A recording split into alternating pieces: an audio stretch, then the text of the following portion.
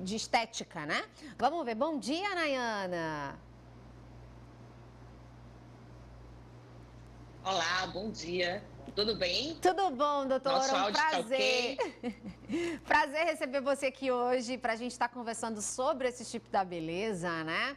Muitas mulheres hoje em dia vêm procurando, eu acredito que mais a praticidade, né? A respeito desses métodos contraceptivos. Mas eu queria que você iniciasse falando pra gente o que é esse chip da beleza. Porque eu tenho certeza que tem muitas mulheres que não sabem nem o que é esse chip da beleza.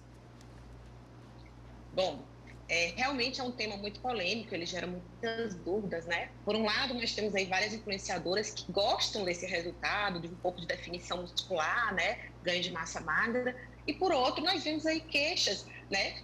Como, por exemplo, essa acne e tudo. E nesse mesmo lado, nós também temos algumas críticas das sociedades médicas com o uso desse chip para fins estéticos, no sentido de que há uma contraindicação nesse sentido. Então, na verdade, as pessoas chamam chip da beleza. Na verdade, é um termo inadequado, né? Um termo popular para o uso desse implante, porque, na verdade, ele é um implante hormonal. Né? Nós estamos falando basicamente do implante de gestrinona. Gestrinona é um hormônio sintético, então ele não é produzido pelo nosso corpo, né? E esse hormônio, ele tem uma ação antiestrogênica. Para quem não sabia, esse hormônio ele é muito utilizado em algumas patologias ginecológicas, como, por exemplo, endometriose, né? Adenomiose, que traz dores pélvicas para as pacientes, né? Pelo seu efeito antiestrogênico, o efeito androgênico, ele aumenta a testosterona, né, no corpo feminino, aquele hormônio masculino no corpo feminino. Então, são esses efeitos que, por um lado, agradam, né, trazem os fins estéticos, né, que é a definição, aumento de massa muscular, e também pode aumentar a libido, inclusive. E, por outro lado, nós também temos os efeitos indesejados da ação androgênica, né? Que é a piora da pele, acne, aumento da oleosidade, que é a seborreia, pode haver a queda de cabelo, aquela queda assim mais central, que é a chamada alopécia androgenética, parecida com a do homem, né? E menos frequentemente podem ser observados alguns efeitos como aumento do clitóris, né? Feminino, pode aumentar um pouco, e também mudança no timbre da voz. A voz ela fica um pouco mais grossa, entendeu? E esses dois últimos efeitos, eles são irreversíveis, né? Então, é importante frisar isso.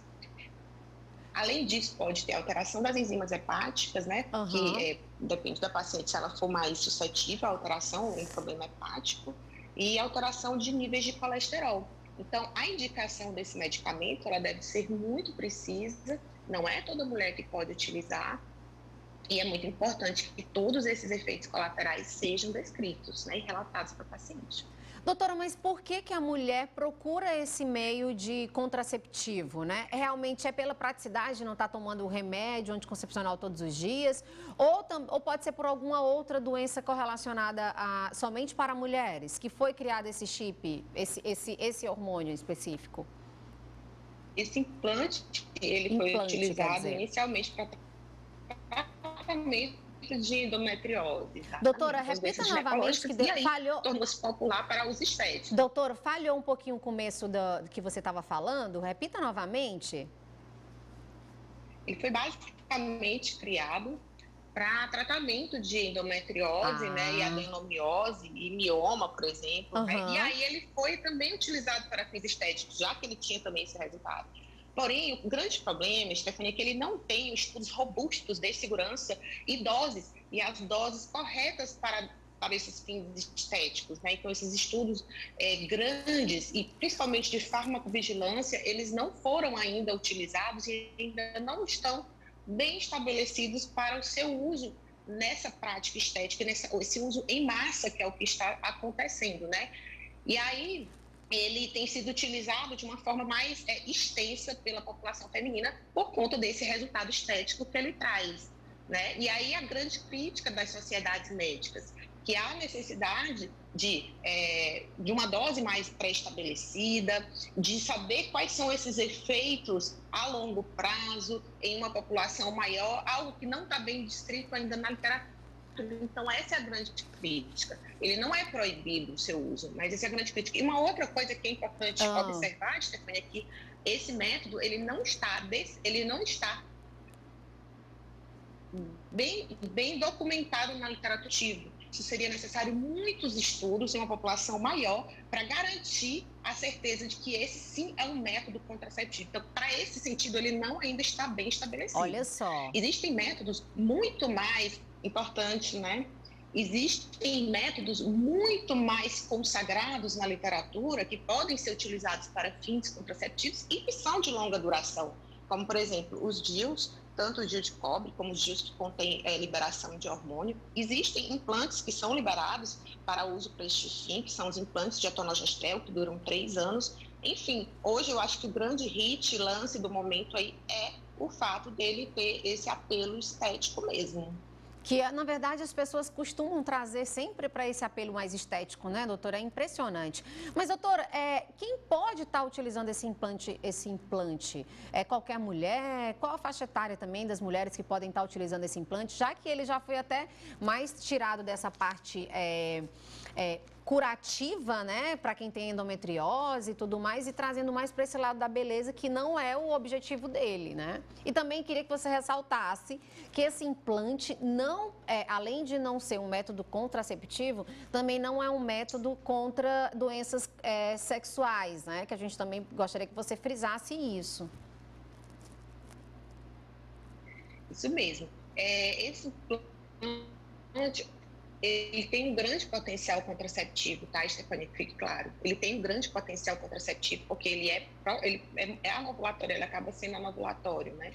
Mas por falta de estudos que garantem essa contracepção, não dá para a gente bater o martelo e garantir, né? A gente não tem bula para isso, não existe uma bula que garanta essa contracepção. Entendi. Outra coisa que você me perguntou entende? Ele tem um potencial grande de contracepção. Por isso que as pessoas utilizam como contraceptivo. Certo. Mas não existem estudos robustos que garantam a sua eficácia contraceptiva, como existe, como por exemplo, os DIUs, entendeu? Nos outros métodos mais consagrados. Mas ele tem um bom potencial contraceptivo.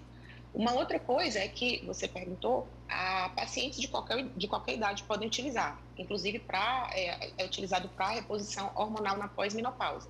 Porém, não é qualquer paciente que pode, como a gente já conversou. Quem não pode utilizar? Aquelas que têm tendência à acne, a queda de cabelo, pacientes hipertensas, diabéticas, que possuem doenças hepáticas, né, que tem algum problema no fígado, distúrbios de coagulação. Então, existe aí uma grande quantidade de obesos também não podem utilizar acima do peso. Esse hormônio, ele é anabólico. Então, ele assim, as pessoas acreditam que pode haver uma perda de peso com ele, porém, dependendo de como é a alimentação daquela paciente ou a prática de atividade física, às vezes ela pode ter a massa magra e também aí acrescentar um pouco de peso além do que ela consegue fazer na alimentação. Então, precisa ser uma paciente realmente muito bem selecionada.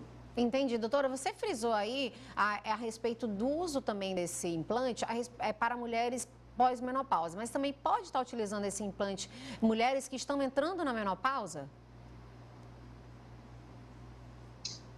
Teoricamente, sim, principalmente para aquelas mulheres que têm alguma patologia uterina, como, por exemplo, a adenomiose, né? Então, elas se beneficiariam, apesar de existir outros medicamentos que têm mais fundamento na literatura para uso, sim, mas tem que ser uma paciente saudável, né?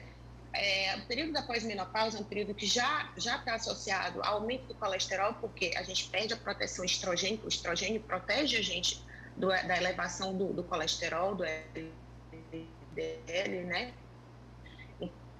Então, quando você usa uma droga antiestrogênica e androgênica, você vai expor essa paciente a maior risco cardiovascular, né? E principalmente ao risco androgênico. Então, tem que ser uma paciente bem selecionada mesmo. Ela tem que se alimentar bem, tem que ser praticante de atividade física. E é nesse sentido que as sociedades médicas não veem com bons olhos o uso dessa medicação, porque, como em toda profissão, tem gente que faz mau uso dela, né? Que utiliza em doses muito baixas altas ou que associa com a própria testosterona, potencializando ainda mais tanto os efeitos benéficos, como também os efeitos colaterais dessa medicação. Então, tudo deve ser feito de uma forma ética, comprometida com o paciente, principalmente comprometida com a saúde do paciente. Então, quem procura essa medicação deve ficar atento ao bom profissional, pois não é uma medicação de exceção, não é uma medicação da nossa rotina médica. Ficou claro, Stefania? Sim, sim, doutora, ficou muito claro. A gente teve alguns